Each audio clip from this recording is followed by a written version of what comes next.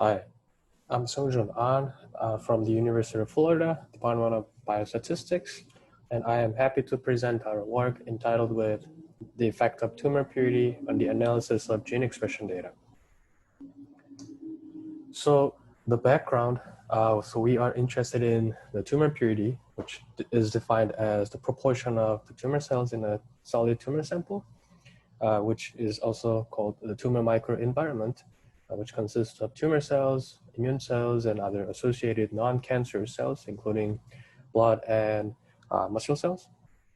And there are previous studies that have proposed methods of estimating the tumor purity using the gene expression data, as well as there are some other studies that examine the association between tumor purity and clinical variables across subtypes of cancer data set.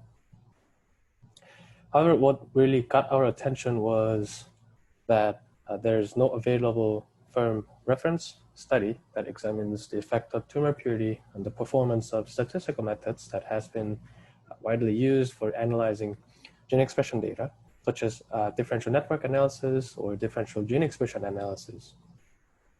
So we have two objectives in this study. Firstly, we perform DNA analysis, so differential network analysis, and gene expression analysis, and assess the effect of tumor purity on these statistical methods by analyzing the gene expression data. So we use the Cancer Genome Atlas breast cancer dataset for this objective. And the second objective is to evaluate the effect of tumor purity through the simulation study using breast cancer, head and neck, and lung cancer dataset. So before I share our results and what methods that we have applied, I would also like to briefly describe how our data set looked like. So we downloaded the normalized RNA sequencing data that was in RPKM format from the Linked Omics. And Linked Omics is a publicly available portal that contains multi-omics data and clinical information across 32 cancer types from the TCGA. And I personally was feeling that it was really convenient because you could easily navigate which data sets to be downloaded. Okay, so originally the raw TCGA data sets for each BRCA, so breast cancer, head and neck, and lung cancer data sets had the following structure.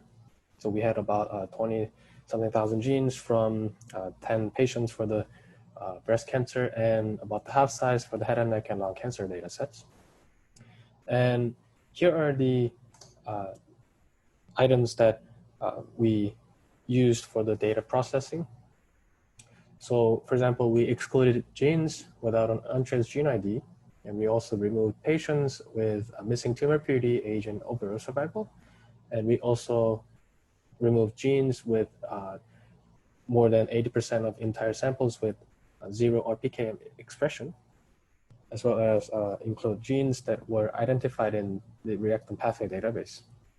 And for the simulation part of the study, which is the second objective, we only consider genes that were within 51 pathways that had the following 9 cancer-related genes.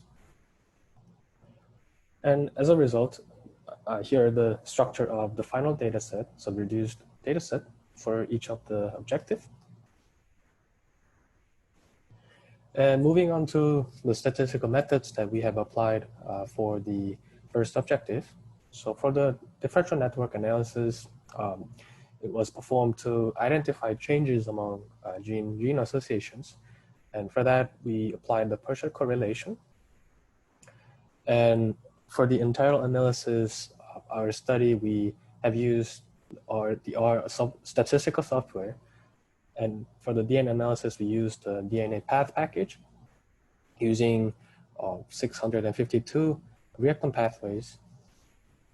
And for the differential gene expression analysis, it was performed to identify the number of differentially expressed genes between high and low survival groups. And I would also like to highlight that we are comparing these two groups, so high and low survival groups in differential network analysis and differential gene expression analysis. And for the gene expression analysis, we used the lemma and AGR package. An AGR package, it was used to create the count matrix, and the lemma was used for the actual gene expression analysis. And to account for the type 1 error rate, we applied the Benjamini-Hochberg adjusted p-value. Okay, so I would like to highlight that the tumor purity may not be the only factor affecting results in gene expression data. The different sample size could also be the confounding factor that generates different results. Therefore, the simulation was needed. And the goal for the simulation is to assess how much results change after filtering out samples with low purity. And the procedure for that is, firstly, we categorize samples into high or low tumor purity based on the set threshold. And here we use the deciles of the tumor purity. And after that, we generate 3 different subsamples. And the first subsample will be random sampling with replacement from H and L. And we call it in H1 and L1. And for the better understanding, we have a figure here. So this corresponds to the first subsample. And then the second and third subsample would be, so we only use the H1 only from the first subsample. And the third subsample will be, we generate a new random sample without replacement from H1 and L1, and we call it as H2 and L2. And subsample 2 and 3 contain the same number of samples and are smaller than the size of the subsample 1.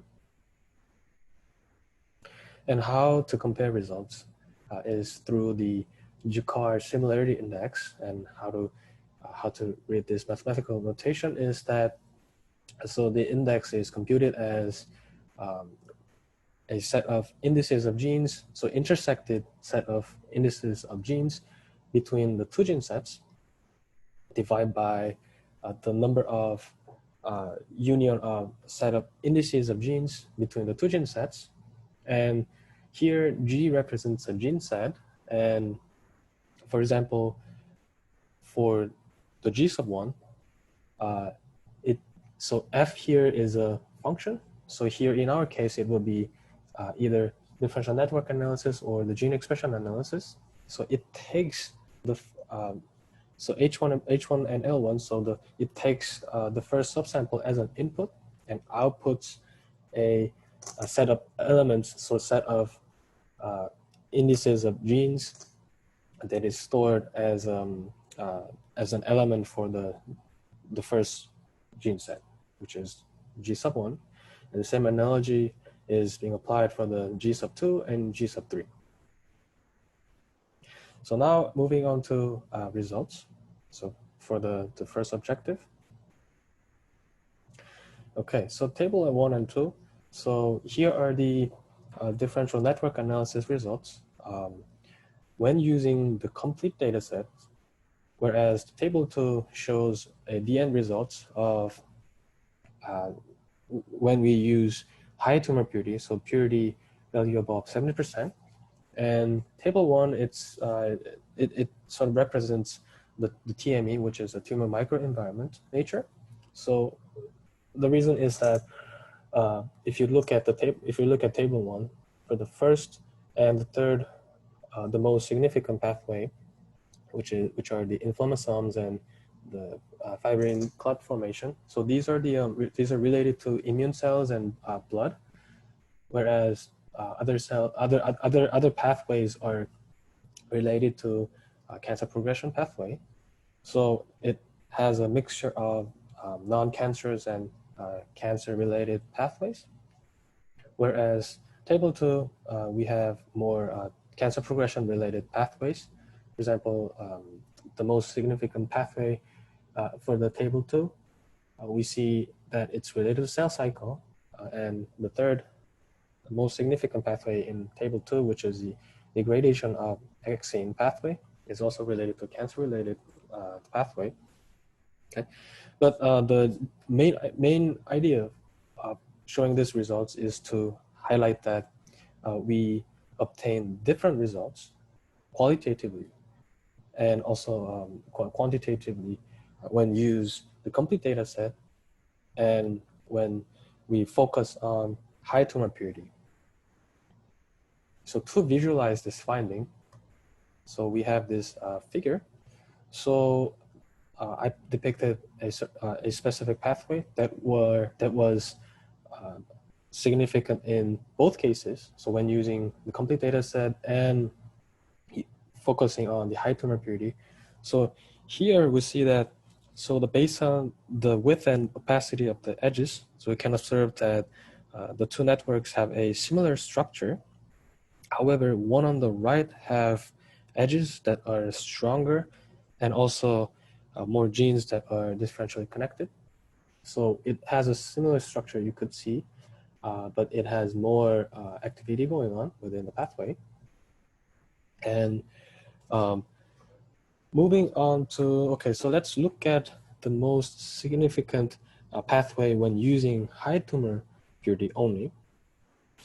Here I picked the cell cycle pathway.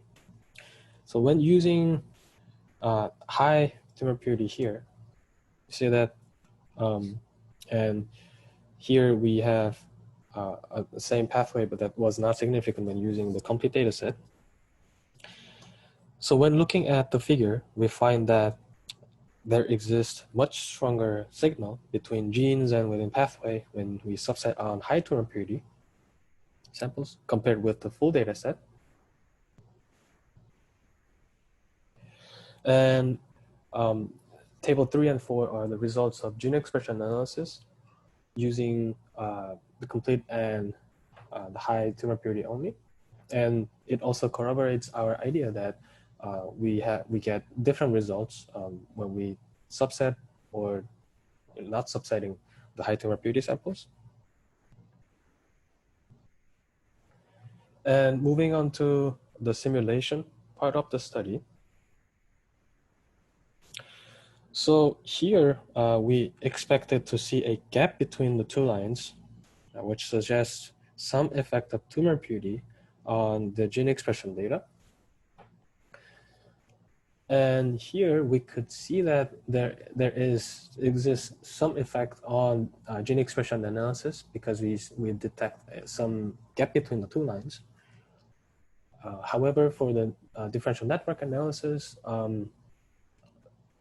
keep in mind that the y-axis scale it's not the same for the two graphs here. So for the differential network analysis, it seems that there is minimal to or no effect on the differential network analysis. But I would also like to acknowledge that we are currently undertaking a more comprehensive simulation, and the results will be included in the paper. So it might be changed later. But for the differential network analysis, it looks like the results are quite similar as the tumor purity goes up, whereas for the gene expression analysis, although we see some effect on the gene expression analysis, it appears that the results become more dissimilar as the tumor purity goes up. And we see a similar pattern for the other two cancer data sets, so head and neck and lung cancer data sets. So you see that again, for the differential network analysis, there seems a minimal to no effect on the network analysis, whereas for the gene expression analysis, there exists some effect. However, you see a decreasing trend, which suggests that it might have a random sampling variability issue as the results become more dissimilar as it progresses. And here are the references, and thank you. And if you have any questions, I will be happy to answer. Thank you so much again.